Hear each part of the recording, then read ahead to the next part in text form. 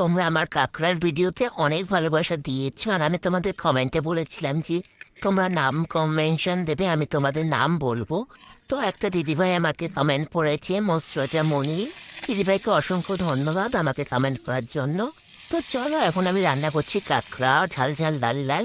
তো দেখো, নুন হলুদ মাখিয়ে কাঁকড়াগুলোকে ভালো করে আমি ফ্রাই করে নিচ্ছিলাম। তাতে আবারও পরপর কাঁকড়াগুলো ভেজে নিচ্ছি। তো কাঁকড়া উল্টাতে পাল্টাতেই পারছি না, কেন আমার কড়াই থেকে কাঁকড়া এত বড় হয়ে গেছে। তো ভালো করে এটাকে উল্টায় পাল্টায় রাখবো।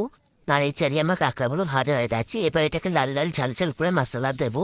তার জন্য ওই তেলের মধ্যে পেঁয়াজ দিয়ে, টমেটো কেচাপ দিয়ে, তাতে সোয়া সস দিয়ে ভালো করে গুটায় মুটায় এটা জ্বালিয়ে নিচ্ছিলাম। তারপর দেখো, এই যে কাঁকড়া ভাজাগুলো দিয়ে দিচ্ছি। এবার কাঁকড়া ভাজা দিতে এই কাঁকড়াটা আমার হাত দিয়ে নামতেই দেখলাম, তো এক লাগতে মেলে ওকে আবার কড়াইয়ের মধ্যে ঢুকিয়ে ভালো করে নাড়িয়ে চাড়িয়ে নিলাম উল্টায় পাল্টায়। আমার তো এডিট করতে হতে জিভে জল চলে এসে। তো তোমরা কারা কারা কাঁকড়া খাবে অবশ্যই চলে আসো আমার এই ভিডিওটা, জানি তোমরা আরও অনেক অনেক ভালোবাসা দেবে।